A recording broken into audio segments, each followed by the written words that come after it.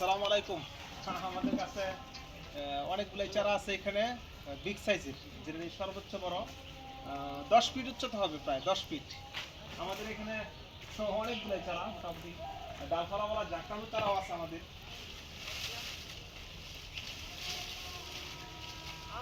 দেখা যাচ্ছে খুবই সুন্দর ডালপালাওয়ালা এই গাছগুলো। এখন শুধু খালি একটু মোটা হইব আর ফল দিয়ে দিব। আশা করি 2 বছরের মধ্যে ফল দিব, 2 বছর।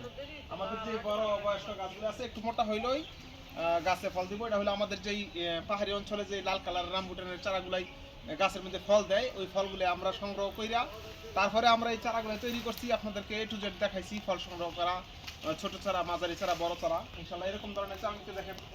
চারার কোয়ালিটি খুবই বড়,